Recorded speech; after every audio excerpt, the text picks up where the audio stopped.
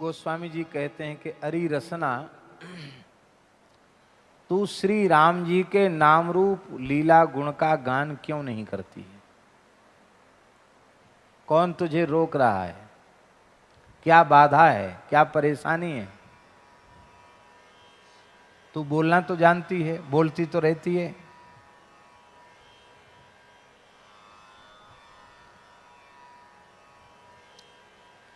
तो राम जी का नाम बोलने में तुझे कौन सी बाधा पड़ती है? राम जी का गुणगान करने में तुझे कौन सी बाधा पड़ रही है?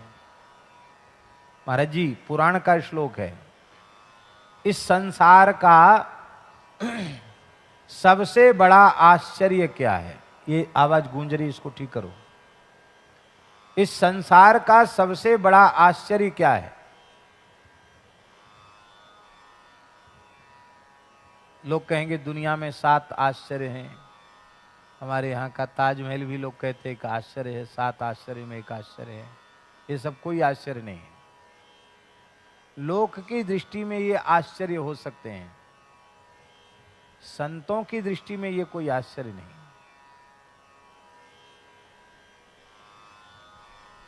संतों की दृष्टि में सबसे बड़ा आश्चर्य यह है कि सुलभम भगवन नाम जिह्वा च वशवर्तिनी तथापि नरकम यान्ति किमाश्चर्यमतः परम। भगवान का नाम सभी प्राणियों को सुलभ है। आप ये नहीं कह सकते कि हम तो रूस में रहते हैं, जर्मन जापान में रहते हैं, अफ्रीका में रहते हैं, हमको भगवान का नाम लेने में बाधा। हमको सुलभ नहीं, सबको धरती के किसी भी कोने में रहकर भगवान नाम लिया जा सकता है। और जिह्वा च वशवर्तनी, जिह्वा हमारे बस में है, फिर भी हमको नरक में जाना पड़ रहा है। 84 लाख योनियों के चक्कर लगाने पड़ रहे हैं। इससे बड़ा आश्चर्य इस संसार का कोई दूसरा नहीं है। ये नारद जी का मत है, ये नारद जी का मत है। यक्ष ने युधिष्ठिर से पूछा, धर्मराज युधिष्ठिर से पूछा, किमाश्चर्यम, आश्चर्य क्या है? उसने भी पूछा, यक्ष ने। तो धर्मराज ने कहा कि संसार रूपी कड़ाह में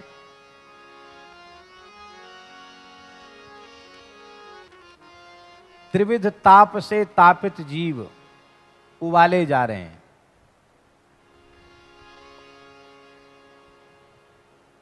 मृत्यु सबको सान सान के खा रही है, लेकिन शेषाह जीवितुम इच्छन्ति, जो काल कबलित हो गए वो तो गए काल के गाल में। जो बचे हुए हैं कड़ाही में उबल रहे हैं, वो उबल रहे हैं, वो भी जिंदा रहना चाहते हैं। किमाश्चर्य मतलब पर बोले, इससे ज्यादा आश्चर्य क्या होगा? संसार में पड़े रहना चाहते हैं, इससे मुक्त होने का यत्न नहीं करते हैं। मनुष्य जन्म प्राप्त करके भी इससे बड़ा आश्चर्य और कोई दूसरा नहीं है, ये युधिष्ठिर कह रहे हैं। तो संसार चक्र से छूटने का यत्न क्या है? साधन क्या है? बोले काहे ना रसना राम ही गावहीं। हरि रसना, तू राम जी का गुणगान क्यों नहीं करती है? सबसे सरल साधन यही है।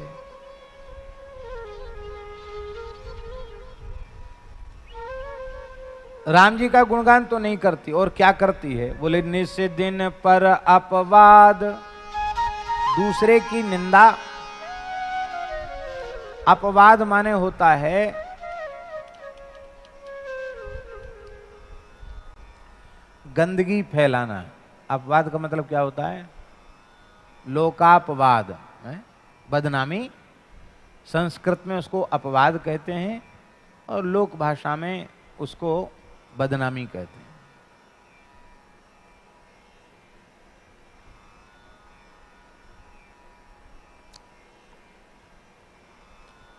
सज्जन व्यक्ति का कर्तव्य है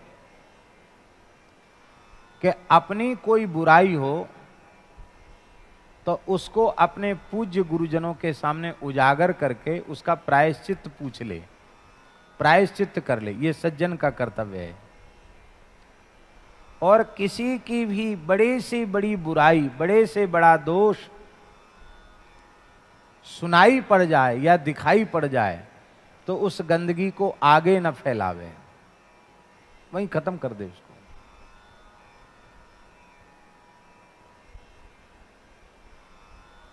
हमारे पूज्य गुरुदेव भक्तमाली जी महाराज, उनके सामने कोई परनिंदा पर चर्चा करता या ये कहता कि महाराज मैंने बहुत पाप किए हैं, महाराज जी कहते ये सब कहने सुनने की हमें आवश्यकता नहीं है, राम राम करो।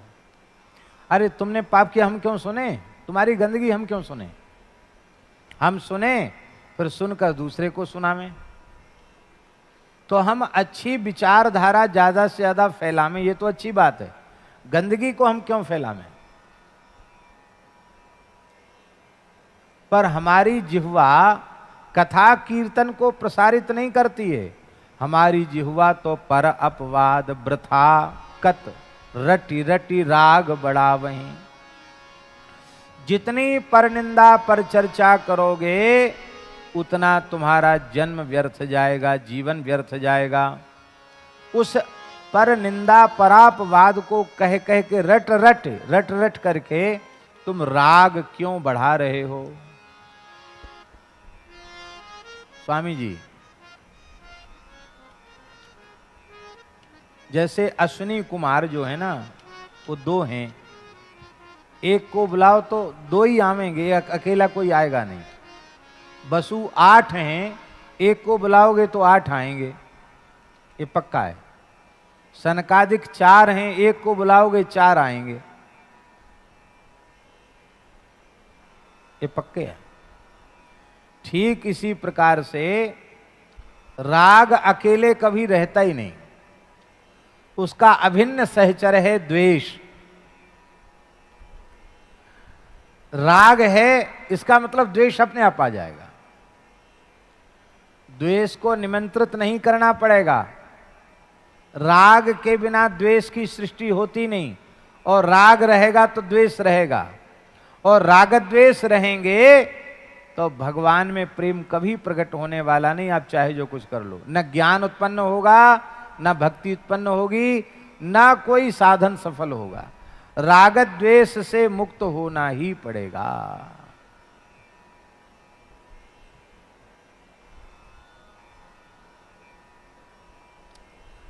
राग रहित होना बहुत आवश्यक है। ये राग द्वेष हैं क्या? बोले ये राग द्वेष उल्लू हैं। कौन है ये? राग द्वेष उल्लू हैं, उलूक पक्षी हैं, राग द्वेष उल्लू हैं। और उल्लुओं का अस्तित्व दिन में नहीं रहता। कब रहता अस्तित्व? रात में। दिन में तो उल्लुओं को दिखता ही नहीं। जिन भगवान सूर्य नारायण के प्रकाश में सबको दिखता है, उल्लुओं की दृष्टि में तो सूर्य का अस्तित्व ही नहीं है। पूज्य बक्सर वाले मामा जी कहते थे कि एक बार अखिल ब्रह्मांड स्तर का उलूक सम्मेलन हुआ, उल्लुओं का सम्मेलन।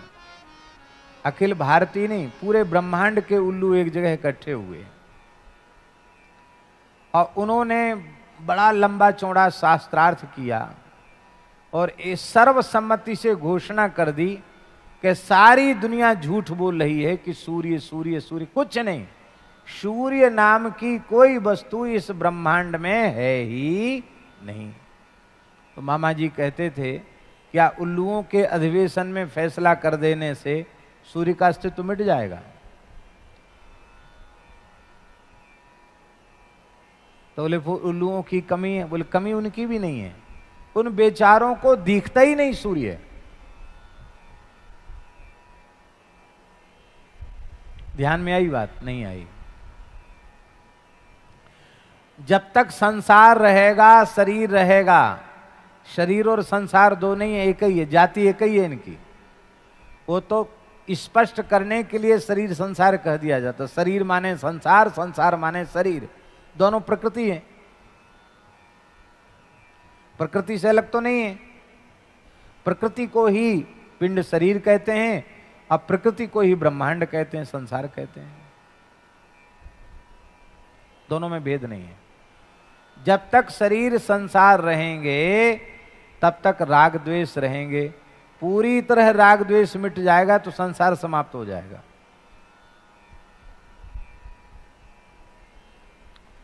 आप लोग कहेंगे तब तो बहुत अच्छी चीज है राग द्वेष, संसार बना रहे, कितना बढ़िया संसार है।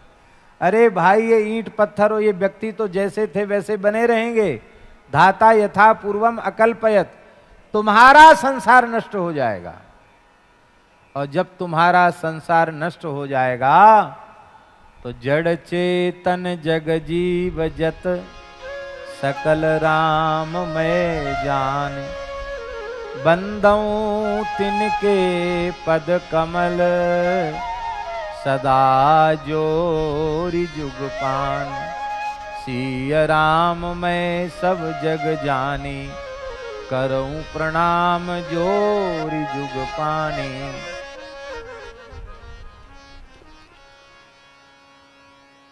फिर राग द्वेष नहीं रह जाएगा। राग द्वेष का अभाव ही संसार का अभाव है, और राग द्वेष का रहना ही संसार का रहना है। द्वेष मन में है तो उसका पक्का है कि राग पहले भीतर होगा, बिना राग के द्वेष उत्पन्न ही नहीं होगा। राग होगा तो द्वेष होगा, द्वेष होगा तो राग होगा। ये दोनों एक साथ ही रहते, अलग रह ही नहीं सकते। और रहना तो इनको है ही है, क्योंकि ये बिल्कुल भी नहीं रहेंगे सृष्टि में तो सृष्टि ही नहीं रहेगी। संस्कृति का चक्र ही अवरुद्ध हो जाएगा। तो इन उल्लुओं को अंधा हम कैसे बनावें? ये राग द्वेष रूपी उल्लू हमारे जीवन में अंधे कैसे हों? गोस्वामी जी ने उपाय बताया है। ममता तरुण तमी अंधियारी, ममता तरुण तमी अंधियारी, राग द्वेष उलूक सुखकारी, राग द्वेष उलूक सुखकारी, तब लगी बसत जीव मन माही, तब लगी बसत जीव मन माही, जब लगी प्रभु प्रताप रवि नाही, जब लगी प्रभु प्रताप रवि नाही। ममता रूपी तरुण रात्रि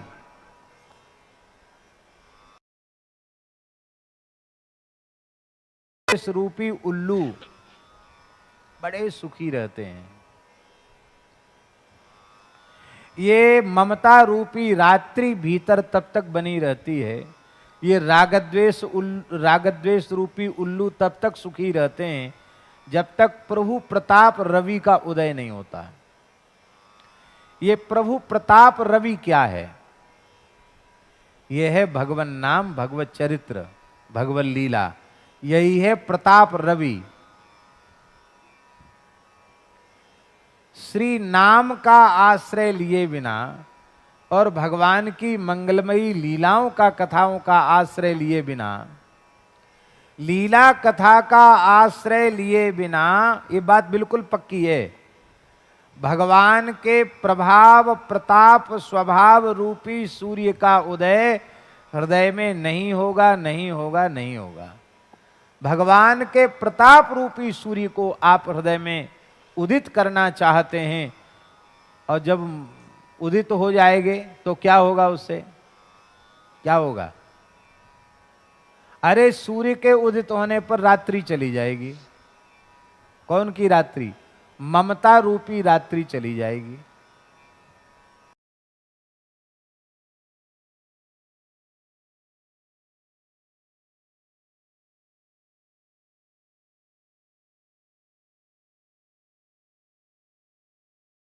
रात्रि के विदा होते ही समता रूपी सवेरा हो जाएगा। समोहम सर्वभूतेषु न मे द्वेष्योस्ति न प्रियः। ये है समता, समोहम सर्वभूतेषु। ये समोहम सर्वभूतेषु, ये समता का सूर्य उदित हो जाएगा। समता का सूर्य उदित हो जाएगा।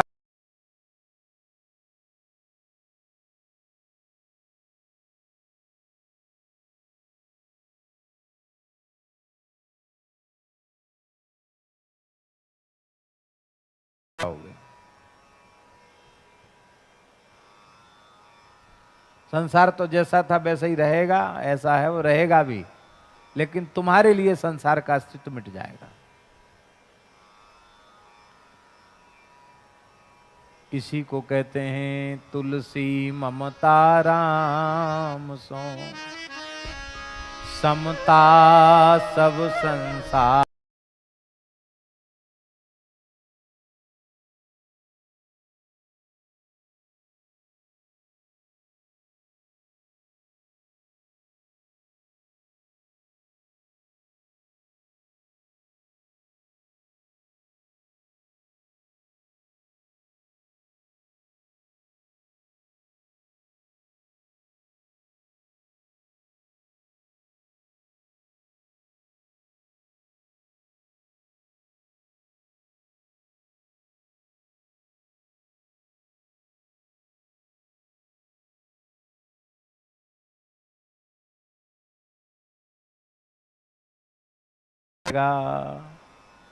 इसलिए तू राम नाम का जप क्यों नहीं करता है? राम नाम को रटता क्यों नहीं है? देखिए, राम नाम लेने में कोई बाधा नहीं, और उस राम नाम को तुम लेते नहीं हो। पर निंदा पर चर्चा में अपनी जिह्वा को तिरस्कृत कर रहे हो, नष्ट कर रहे हो। राग बढ़ा, वही राग को बढ़ा रहे हो, द्वेष को बढ़ा रहे हो। तुम स्वयं संसार के चक्र में पिस रहे हो, जा रहे हो, कूद रहे हो। संसार की आग में कोई धकेल नहीं रहा है तुमको। तुम स्वयं अपनी जिह्वा का दुरुपयोग करके, परनिंदा पर चर्चा करके, अपनी जिह्वा को जिह्वा का तिरस्कार करके, रसना का तिरस्कार करके तुम स्वयं नरक की ओर जा रहे हो। अरे भले आदमी, विचार तो करो। नर मुख सुंदर, कितना सुंदर मनुष्य का मुख तुमको मिला है। भेड़ बनते तो कीर्तन कर पाते? भैं भैं ऐसे करना पड़ता। बकरी बनते तो मैं ऐसे करना पड़ता। गधा बनते तो हेंचू हेंचू करना पड़ता। सुअर बनते तो सुअर की आवाज निकालनी पड़ती। हम कोई सब आवाज निकालना जानते नहीं है, पर राम राम तो नहीं कर पाते। कितना सुंदर भगवान ने मनुष्य का शरीर दिया है, कितना बढ़िया मनुष्य का मुख दिया है, कैसी सुंदर जिह्वा दी है। कितने विविध राग रागनियों में लोग अपने कंठ से स्वर निकालते हैं। ये जितने बाजा बने हैं ना संसार में, मनुष्य के बने, वो सब बाजे पीछे हैं। ये बाजा सबसे ऊंचा बाजा है। कंठ से श्रेष्ठ कोई बाजा नहीं, जिह्वा से ऊंचा कोई इंस्ट्रूमेंट नहीं, कोई वाद्य नहीं। आप सब कुछ इससे निकाल सकते हो।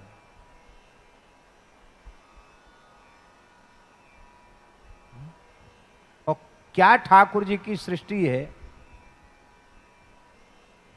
अब स्वामी जी का स्वर क्या कहना। अब वो स्वर पूरी दुनिया खोजने पर वो स्वर सुनाई नहीं पड़ता। ये इंस्ट्रूमेंट किसका बनाया है? ठाकुर जी का बनाया हुआ। स्वामी श्री राम स्वरूप जी का स्वर, क्या मिठास थी गले में, वाह क्या कहना। अभी देख लो, लता जी वृद्ध हो गई हैं लेकिन उनका स्वर देखो। ये सब किसने बनाया?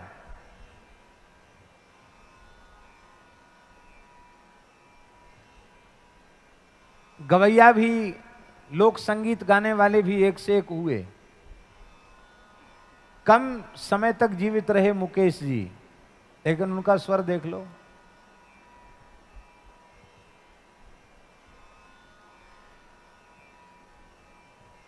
हम कोई सिनेमा के गीत सुनने का हमको व्यसन नहीं है, शौक नहीं है, पर पता नहीं क्यों ऐसी स्वाभाविक वाणी उस मुकेश की सुनाई पड़ती है कि लगता है कि इसको सुने। ये किसका बनाया हुआ कंठ है? ठाकुर जी का बनाया हुआ। इतना सुंदर मनुष्य का शरीर भगवान ने तुम्हें प्रदान किया है, इतनी सुंदर जिह्वा दी है, इतना सुंदर कंठ दिया है, फिर भी तुम परनिंदा परचर्चा में समय बर्बाद कर रहे हो। अपने कंठ से, अपनी जिह्वा से भगवान नाम को गा नहीं रहे हो। बहुत से लोग एक बात कहते हैं, क्या करें महाराज जी, हमको गाना नहीं आता है। बहुत से लोग कहते हैं हमको गाना, ठीक है मान सकते हैं हम, क्योंकि आपने संगीत पढ़ा नहीं, संगीत सीखे नहीं, तो आप कह सकते हैं कि हमको गाना नहीं आता। पर सच्ची बात यह है कि दुनिया में ऐसा कोई मनुष्य नहीं है जिसको गाना ना आता हो। जब तरंग आएगी ना तो शौचालय में गाने लग जाओगे, तरंग आएगी तो बाथरूम में स्नान करते करते गाने लग जाओगे। हाँ, अरे सोते सोते सपने में गाने लग जाओगे। तरंग कोई रोक नहीं पाएगा, तरंग आएगी तो, भले ही उसका स्वर चाहे जैसा हो। गाता हर व्यक्ति है, जैसे हर व्यक्ति रोता है ऐसे ही हर व्यक्ति गाता है। बहुत से लोग कहते हैं कि हमको नाचना नहीं आता। नाचो, अरे कि हम नाचना नहीं आता। अरे 84 लाख योनियों में नाच ही तो रहे हो, और क्या कर रहे हो? चलो वैसा नाचना नहीं आता तो ऐसा भी कोई मनुष्य नहीं है भैया जी जो 24 घंटे में कभी न कभी थिरकता ना हो। भले ही जिन लोगों को बहुत लाज शर्म लगती है तो वो भीतर नाच लेते हैं, और नहीं नाचेंगे तो ऐसे ऐसे तो कर ही लेंगे। वही तो नाचना हुआ। अरे पांव हाथ नहीं नचे, सिर तो नच गया कि नहीं नच गया। पर ठाकुर जी के सामने नहीं नाचते, ठाकुर जी के सामने नहीं गाते, ठाकुर जी के सामने नहीं बोलते, और टर टर टर टर करते रहेंगे, बक बक करते रहेंगे। नख सिख नर मुख सुंदर, कितना सुंदर मनुष्य का मुख है। नर मुख सुंदर मंदिर पावन, ये मंदिर है। मंदिर किसको कहते हैं महाराज जी? जिसमें भगवान विराजते हैं उसको मंदिर कहते हैं। किसको कहते हैं मंदिर? जिसमें भगवान विराजे वो मंदिर। इसमें भगवान बैठे कि नहीं तो मंदिर है कि नहीं? इसलिए भागवत जी में लिखा है द्वितीय स्कंध में, मनुर्मनीषा मनुजो निवासा। परमात्मा, विराट पुरुष परमात्मा की बुद्धि का नाम है मनु। इसलिए मनु जो है वो भगवान की बुद्धि का नाम है मनु। मनु जो कुछ कहते हैं उसको स्वीकार कर लो, आदमी की बुद्धि नहीं है वो परमात्मा की बुद्धि है, सबके लिए कल्याणकारी है। मनुजो निवासः, ये मानव का शरीर भगवान का निवास स्थान। वैसे तो रहते भगवान सब में, पर ये भगवान ने रचपच के अपने घर अपने लिए बनाया है। इंजीनियर तमाम मकान बनाता है पर अपने लिए बनाता है तब पूरी इंजीनियरिंग वहीं लगा देता है। ऐसे भगवान ने अपने रहने के लिए बनाया तो बहुत बढ़िया नक्काशी, क्या कहना, अलग अलग तरीके की डिजाइन के दरवाजे। किसी के ये दरवाजे अलग हैं, किसी का ये दरवाजा अलग है, किसी का ये दरवाजा अलग है। हाँ महाराज, सब विचित्र विचित्र। एक सांचा बनाया और बनाने के बाद सांचे को ही नष्ट कर दिया, फिर नया सांचा। कितनी विलक्षण बात है। हम ये सोच लें कि ये मानव शरीर भगवान का मंदिर है, इसमें भगवान रहते, भगवान ने अपने रहने के लिए बनाया, तो कोई मनुष्य किसी मनुष्य की हत्या करेगा? कोई मनुष्य किसी मनुष्य की हत्या नहीं करेगा। बाहर की इमारतों को के पीछे झगड़े होते हैं, जिनको लोग अपनी धार्मिक इमारत कहते हैं, उसके पीछे झगड़े होते हैं, तमाम लोग मर मिटते हैं। पर ये जो बाहर की इमारत है तो मनुष्य की बनाई हुई है, और ये इमारत किसकी बनाई हुई है? ये परमात्मा की बनाई हुई है। इस परमात्मा की बनाई हुई इमारत को नष्ट करने में तनिक भी लोग विचार नहीं करते। ये विचार आ जाए कि भगवान के बनाए हुए मंदिर हैं, तो इन मंदिरों को कोई नष्ट नहीं करेगा। ये समझ में आ जाए कि ये शरीर भगवान का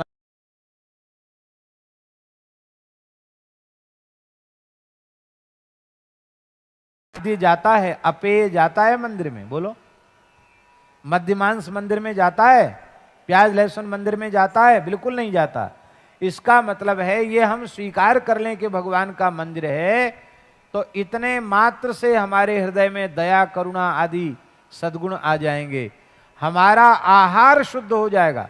क्यों? भगवान के मंदिर में कोई गंदी चीज थोड़ी पटकेगा, पवित्र वस्तु ही भगवान के मंदिर में जाएगी, जो भगवान को भोग लग सकती हो।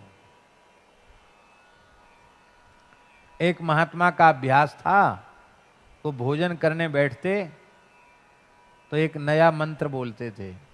क्या? कौन सा मंत्र? हाथ जोड़ के कहते, हे भगवान तोहरे पेट में जाए। क्या कहते? हे भगवान तोहरे पेट में जाए। तोहरे पेट में जाए, बोले क्या मतलब? बोले बैठे हुए भगवान, उनको प्यास लगती है तो उनको पानी पिला देते हैं, उनको भूख लगती है तो उनको भोजन करा देते हैं। जितने पानी पीकर वो संतुष्ट हो जाते, कहते हैं बस बंद, बस हो गया तो बंद कर देते हैं। जितने भोजन से संतुष्ट हो जाते, वो ठीक है पूरा हो गया तो ठीक है पूरा हो गया, ना हम कुछ खाते हैं ना पीते हैं। हे भगवान तोहरे पेट में जाए। कितनी बढ़िया बात है। ये बात समझ में आ जाए तो अकर्ता हो जाएगा, और अकर्ता हो जाएगा तो अभोक्ता हो जाएगा। देखो कितनी अच्छी बात है। कितना सुंदर मनुष्य का मुख है, कितना पवित्र यह देह है, और उसमें तू रह रहा है। जिनका मंदिर है वो देवता भी इसी में है, और उस देवता का पुजारी जीवात्मा भी इसी में, उसी में तू रह रहा है। लेकिन फिर भी तू देवता की पूजा नहीं कर रहा है। ता ही लजा वही, मंदिर को लजा रहा है, देवता को लजा रहा है, देवता की कृपा करुणा का तिरस्कार कर रहा है। कहते तेरी हालत तो ऐसी है जैसे कोई चंद्रमा के समीप में रह करके और अमृत से वंचित रह जाए। चंद्रमा अमृतस्रावी है, और अमृतस्रावी चंद्रमा में रह करके और वो हमेशा हमेशा के लिए और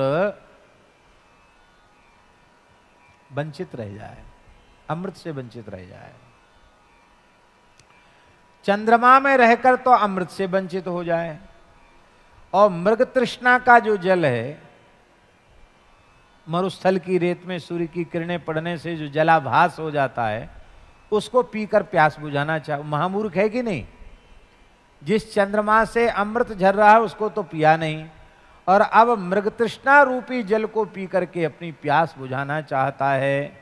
यदि मानव शरीर प्राप्त करके, नक्सिक सुंदर शरीर प्राप्त करके, इतनी सुंदर जिह्वा प्राप्त करके भी भगवत गुणगान नहीं करता है, तो वह तो उस मूर्ख के समान है। और कथा नहीं सुनता, जबरदस्ती कथा सुनानी पड़ती है, जबरदस्ती प्रतिबंध लगा लगा के कथा सुनानी पड़ती है कि नहीं कथा सुनोगे तो ऐसा करेंगे, नहीं कथा सुनोगे तो ऐसा करेंगे।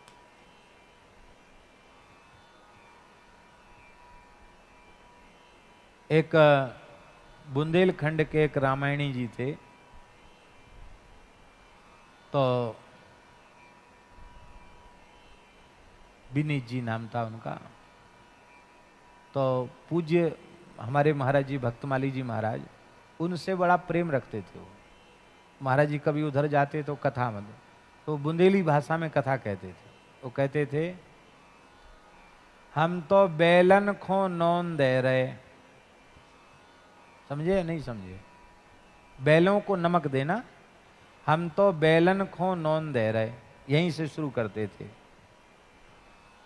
बैल ऐसे नमक नहीं, अब नमक उनके स्वास्थ्य के लिए अच्छा है तो क्या करते हैं, एक बांस का पोला बांस रहता है उसको मुंह में उनके डाल देते हैं और उस बांस की पुंगी में उसमें ऐसा वो लगा रहता है कीप जैसा, और उसमें डालते हैं नमक, तो नमक उनके कंठ में जाके नीचे उतर जाता है, उससे उनको फायदा होता है। तो जैसे बैलों को नमक दिया जाता है जबरदस्ती, नाथ पकड़ के खींच के, बोले ऐसे हम सबको बिठा के बेलन को नौन दे रहे हम।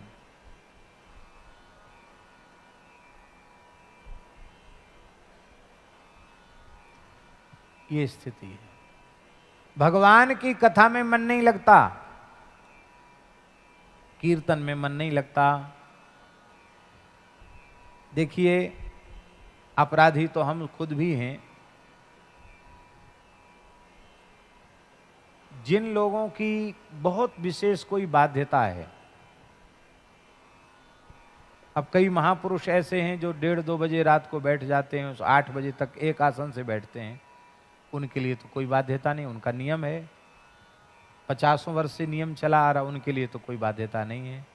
पर जो लोग पड़े पड़े सोते हैं 6 बजे तक, और यहाँ 5 बजे इतना सुंदर प्रार्थना हो रही थी, इतना सुंदर स्वामी जी का प्रवचन, यहाँ तो हॉल में बढ़िया नहीं सुनाई पड़ता है भले ही, लेकिन हमारे कुटिया में जहाँ दास का आसन है वहाँ तो ऐसे लग रहा था कि जैसे हमारे कान पर ही प्रार्थना बज रही हो और पूरी स्वामी जी की एक एक बात स्पष्ट सुनाई पड़ रही थी। तो लोग नहीं गए। कितने लोग आए?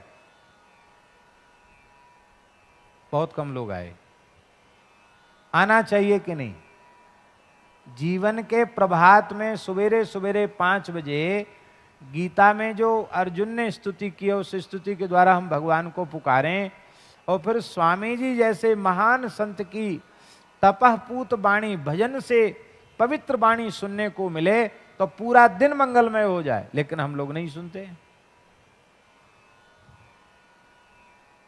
हमको भी आना चाहिए, लेकिन हमने इस समय कुछ ऐसा नियम बनाया है, विचार करते हैं कि भले ही हमको सोने में तनिक विलंब हो, लेकिन 3:30 बजे हम उठ जाएं और स्नान करके 4 से 6 2 घंटे में हम अपना नित्य नियम कर लें। तो अभी राम जी की दया से, संतों की कृपा से वो 4 से 6 वाला नियम निभ रहा है। यद्यपि आलस तो कहता है कि नहीं नहीं पड़े रहो, 1 बजे हो गया था और देर हो गई, यूं हो गया, तो बहाने बहुत हैं, लेकिन वो बहाने हो तो बहाने ही बहाने हैं। दिन में भी विश्राम का कई बार अवसर मिलता नहीं, तो शरीर पर उसका प्रभाव होता है। लेकिन हम आपको कहते हैं इतना सुख मिलता है सवेरे सवेरे नित्य नियम कर लेने से, क्या कहना, बहुत सुख मिलता है। फिर ये चिकित्सक कहते हैं कि घूमोगे नहीं तो और शरीर बर्बाद हो जाएगा, 6 बजे 1 घंटा कम से कम घूमो। तो इसमें हमारी न तो रुचि है न विशेष श्रद्धा है, लेकिन फिर भी बहुत से महात्मा लोग भी कहने लग गए और भी लोग कहने लगे कि जरूर थोड़ा बहुत घूमो फिरो, और घूमने भी जाना पड़ता है, जाते नहीं जाना पड़ता है। अब उसमें से 1-2 काम भी कोई आगे पीछे कर दें तो फिर सब काम पीछे होते होते सब काम पीछे हो जाता है। इच्छा हमारी भी आज हो रही थी कि हम यहीं आकर अपना नित्य नियम कर लें। हम ये कहना चाह रहे हैं महाराज जी कि कथा कीर्तन में बिल्कुल मन नहीं लगता, लीला दर्शन में मन नहीं लगता। काम कथा कलि कैरव चंदनी, यदि कलयुग की चांदनी रात्रि का विस्तार करना चाहते हैं, कलयुग की कुमुदनी खिलाना चाहते हैं, तो आप राम कथा कभी मत सुनो। कृष्ण कथा कभी मत सुनो, काम कथा सुनो। हम अपने जीवन में कली का प्रभाव निरंतर बढ़ाते चले जा रहे हैं। कैसे बढ़ा रहे हैं? काम कथा सुन करके। काम कथा माने, काम कथा किसको कहते हैं? सरल परिभाषा बताएं, सबसे सरल परिभाषा। राम कथा से अतिरिक्त जो कुछ भी है सब काम कथा है। राम कथा कृष्ण कथा को छोड़ के जो कुछ कहते हैं वो सब काम कथा है।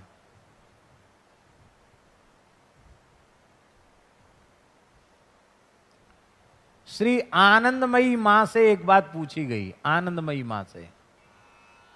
हमने तो आनंदमयी, श्री आनंदमयी मां का प्रत्यक्ष दर्शन नहीं किया, यद्यपि वे उस काल में थी, लेकिन अवसर नहीं मिला प्रत्यक्ष दर्शन का। लेकिन उनके परिकर, उनके साधकों का दर्शन खूब होता रहता है। तो हमने सुना कि श्री आनंदमयी मां से किसी ने पूछा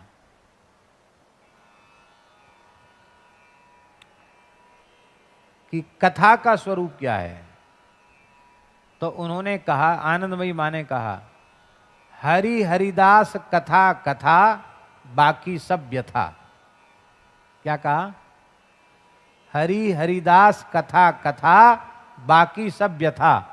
माने भगवान और भगवान के भक्तों की चर्चा को ही कथा कहते हैं। इसके अतिरिक्त आप जो कुछ कहते सुनते हैं वो कथा नहीं, वो व्यथा है। तो उस काम कथा को कान दे के सुनते हैं। यहां बैठ के बढ़िया से बढ़िया माइक लगा है कथा में, ऐसे नींद आ जाएगी। और वहां बैठ के कोई ऊटपटांग चर्चा कर रहा है, यहीं से देखेंगे क्या कह रहा है, उसके होठ कैसे हिल रहे हैं, आंख कैसी मटक रही है, अरे ये कह रहा होगा।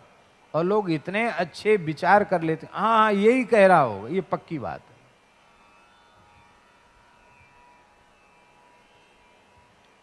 विचित्र लोग हैं महाराज जी।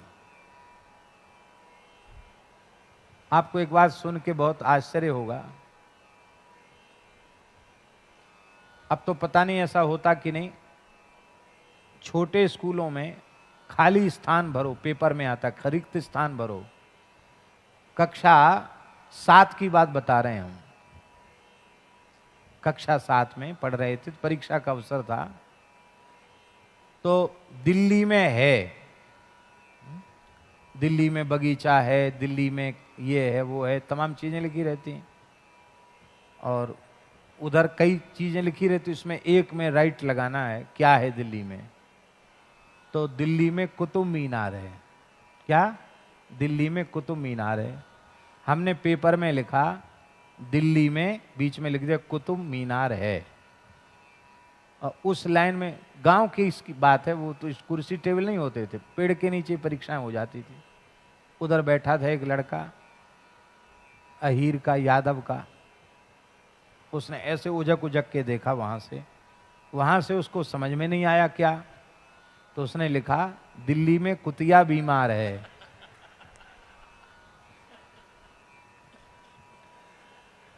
एक अध्यापक थे, ब्राह्मण देवता थे, तो ऐसे बड़ा मोटा चश्मा लगाते थे, वो छड़ी लेके घूम रहे थे, कोई नकल तो नहीं कर रहा है।